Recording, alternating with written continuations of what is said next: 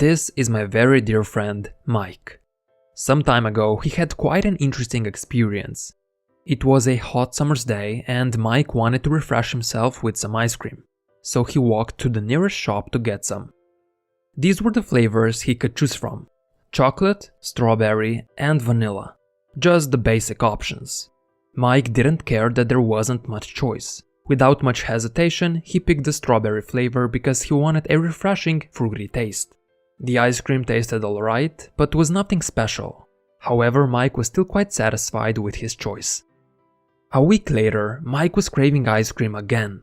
This time he went to another shop where they had a lot more options to choose from, which was great. More choice meant that he could more accurately pick the flavor he preferred, one that he would enjoy more and would hopefully be perfect for him.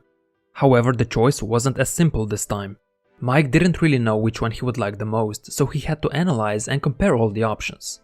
It took him several minutes to choose the flavor, and in the end, he decided to go with strawberry again because it was a safe bet.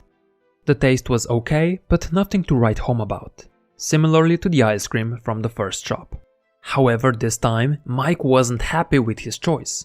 His disappointment was immeasurable, and his day was ruined. I'm going to illustrate why this happened with this graph. The y-axis represents happiness, and the x-axis represents the amount of choice. You can clearly see that when we have very little choice, or perhaps even no choice, we are very likely to be unhappy. And it makes perfect sense why. For example, if you want a job but there aren't any available or only one place is hiring, you're not going to feel great. Instead, you're going to feel hopeless because you aren't able to choose something better suited for you. But as you gain more options and you have the ability to choose between them, your happiness increases, which also makes perfect sense. You don't have to work somewhere where you don't want to. Instead, you have the ability to pick whatever suits you best. So obviously, having choice is good. But what's interesting is as you get more and more options, your happiness doesn't keep increasing. Instead, counterintuitively, it decreases. In fact, having too many options to choose from can be just as bad as having no options, which is kinda weird since more choice should allow us to get precisely what we want. But rather than liberating us and making us happier, having a lot of options does the opposite.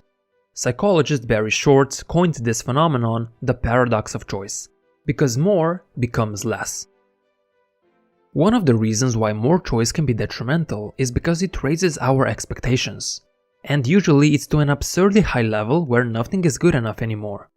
When Mike was at the first ice cream shop, he didn't expect to find the perfect taste since the choice was obviously very limited. Therefore, his expectations weren't as high and the ice cream taste even slightly exceeded them. But in the second shop, where there were 100 different options, his expectations were much higher. Surely one of those 100 flavors should be perfect for his taste buds. But the ice cream only tasted alright, which is far below perfect. So Mike felt like he chose poorly, even though the ice cream tasted pretty much the same as in the first shop. And that's the problem. When there are more options, you're more likely to be dissatisfied with whatever you pick, compared to when you pick the same thing just from less options. Of course, choosing an ice cream is a harmless example, but the same thing happens when we're faced with choices in other more important areas. One good example is dating. You can now simply unlock your phone, open an app, and start swiping between potential partners. A few decades ago, we didn't have this possibility. Instead, we were usually limited to our small social circle, which meant we would date someone who was obviously not perfect. But now we basically have access to the entire world.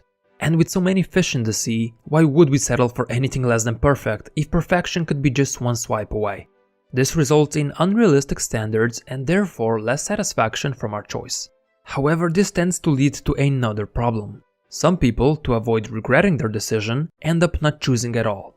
This is also known as analysis paralysis. When we're given a lot of choice and we're not sure what the best one would be for us, we tend to freeze up. And the more variables there are, the more likely we are to put off our decision. When Mike was choosing his ice cream, he was only looking for the best taste. And it's a good thing he was. Had he used other variables in his analysis as well, such as the price of the ice cream or how healthy the ingredients were, choosing would have become legit work. And if you've ever had to do something that required you to compare a lot of different information, you know exactly what I mean. For example, choosing what home to buy or rent. You have to compare the size of the space, the price point, the location, the interior, the infrastructure around it, and so on and so forth.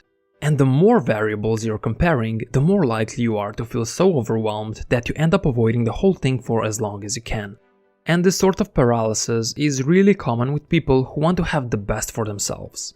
But what happens is that they end up not buying a home because they have to check a few more houses since another one might be better. They also end up not reading any books because they can't tell which ones would be perfect for them. They don't bother exercising because they aren't sure which exercise plan is the best. And they don't invest their money because they don't know which assets are going to give them the biggest returns. Instead, they spend their time analyzing all the options, looking for the best, and not choosing any of them, which is more often than not the worst decision. Also, the problem is that quote-unquote the best doesn't really exist. The reality is that we'll always have to make some sort of a trade-off. For example, if you decide to buy car A, you might miss out on some benefits that car B brings, like extra storage or more legroom. And if you buy car B, you might have to settle for a more plain-looking aesthetic. Only rarely is one option clearly better in every aspect than the rest of them. Most of the time, each option has both advantages and disadvantages. This is why it's good to know what qualities are important to you.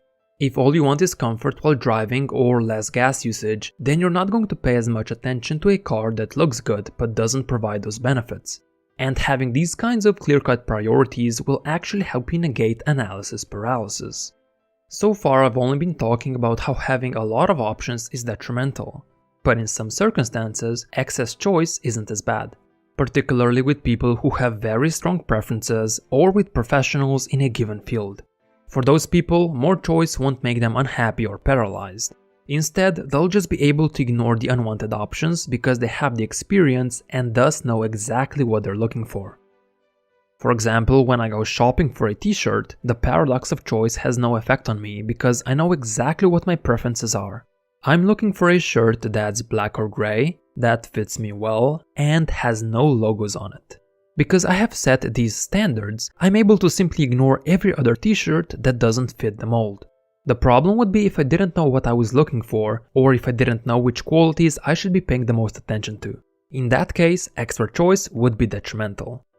A lot of restaurants have already picked up on this paradox, and they help you choose by offering 2 menus. On one menu, there's 100 different options for people who know what they want. But on the other, there's like 5 daily dishes they're serving that day. The second menu brings the amount of dishes from 100 to just 5. And this makes the choice much easier for someone who doesn't have the energy to choose and just wants a simple meal. By now, you probably understand pretty well how the amount of choice can impact us. When we only have a few options, there's a high chance that none of them will be good for us and we'll feel unhappy. But when we're faced with too many of them, we'll probably have to tackle with paralysis and dissatisfaction with our decision. However, just being aware of the paradox of choice can help you minimize it. Or at the very least, when it does happen, you understand why. If you want to learn more about this topic, then I suggest you check out Barry Schwartz's book, The Paradox of Choice. The book goes into much more detail and I highly recommend it. Anyway, thank you for making the tough decision and watching this video. I'm sure you had a lot of other great options to choose from. Hopefully it reached your expectations, helped you learn something new today, and of course, made you better than yesterday.